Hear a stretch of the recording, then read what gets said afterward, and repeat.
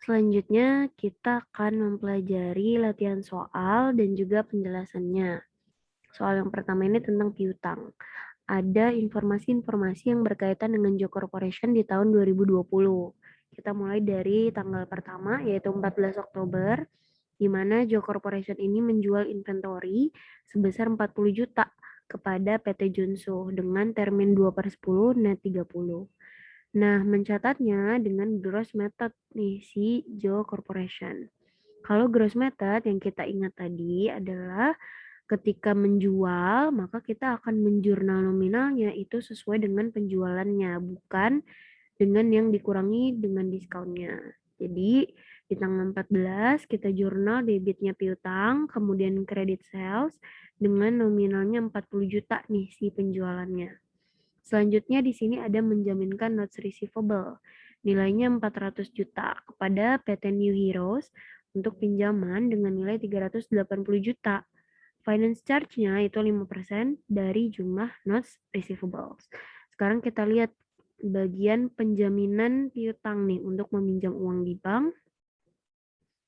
Perusahaan akan mencatat cash di debit, interest expense di debit, dan juga notes payable di kredit. Maka kita jurnal di sini nih, debitnya cash, kemudian interest expense, dan kreditnya notes payable.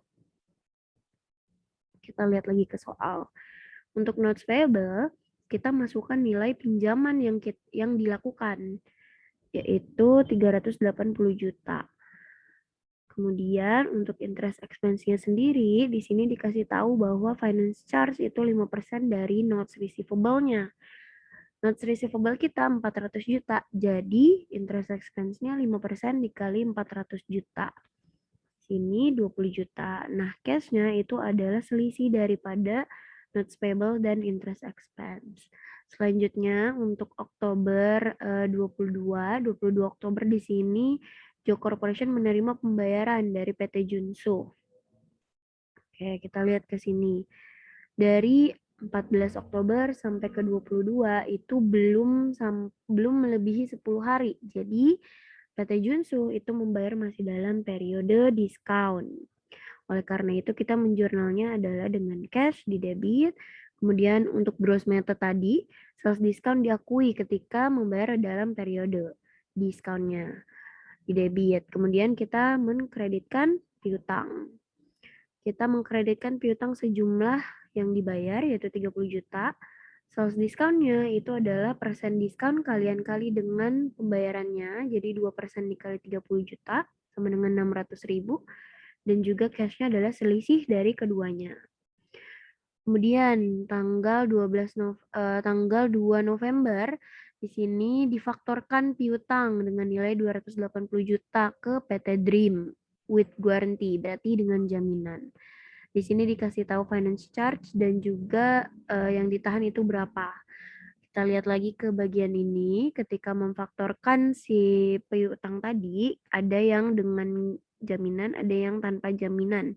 Karena kita dengan jaminan tadi soalnya, kita akan menjurnal ini karena kita perusahaannya nih. Jadi cash di debit, due from factors, interest expense, atau finance charge juga bisa. Kemudian di kreditnya adalah recourse to liability. Oke, kita lanjut ke soalnya. Di sini kita isi dulu nih recourse to liability. Kita bisa tahu dari accounts receivable-nya yang ini. Kemudian finance charge-nya kita ikuti soalnya 3% dari piutang atau dari 280. Sedangkan untuk due from factors kalian gunakan yang ditahan. Yang ditahan itu adalah 4%. Jadi due from factor-nya adalah 4% dikali 280 juta. Nah, cash-nya itu sama seperti yang lain, ini hanya selisihnya aja dari debit dan juga kredit.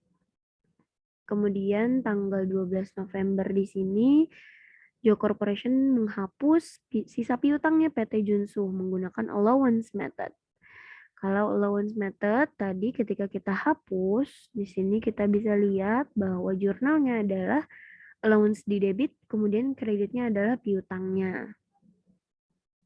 Berarti kita jurnal tadi ya allowance di debit dan piutangnya di kredit.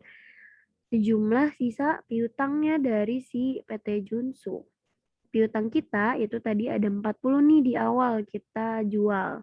Kemudian sudah dibayar sejumlah 30. Berarti sisanya adalah 10 juta. Dan tanggal terakhir di sini ternyata PT Junsu bisa melunasi sisa hutangnya. Jadi, kita ingat lagi penjelasan yang tadi, kalau recovery, kita balik jurnal penghapusan dan kita jurnal pembayarannya. Jadi di sini kita balik dulu nih accounts receivable dan allowance 10 juta, kemudian kita terima nih. Kita debitin uangnya 10 juta dan kita hapus piutangnya 10 juta. Kemudian kita lanjut ke soal nomor 2. Ke soal nomor 2 di sini tentang petty cash atau kas kecil.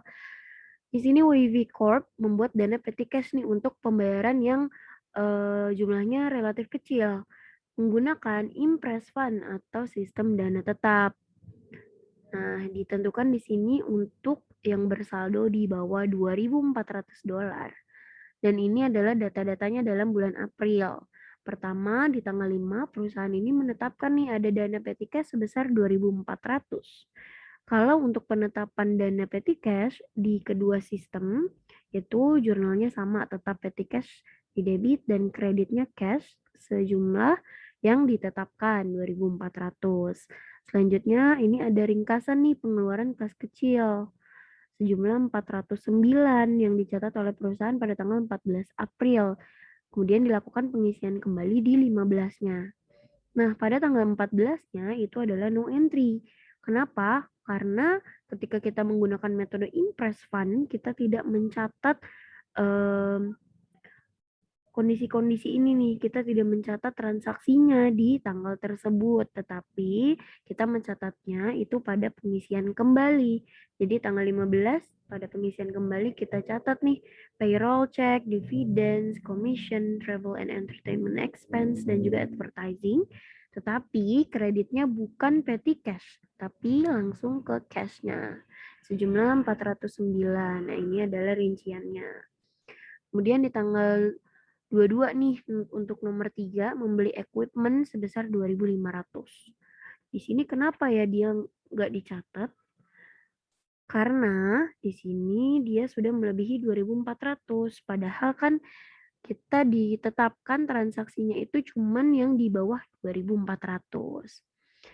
Terakhir di sini memutuskan untuk menambah jumlah kas pada dana petty cash sebesar 600 di 25 April. Nah, di sini Wavy Corp ini memutuskan berarti untuk menambah lagi nih. Tadinya 2.400, tapi ternyata dia mau tambah jumlahnya jadi 3.000. Berarti kan harus nambahin 600. Nah, penambahannya itu sama seperti pembentukan yang di awal tadi. Ketika cash di debit, cashnya di kredit dengan jumlah yang mau dia tambahkan, yaitu $600. Sekian penjelasan dari materi dan juga soal-soal latihan.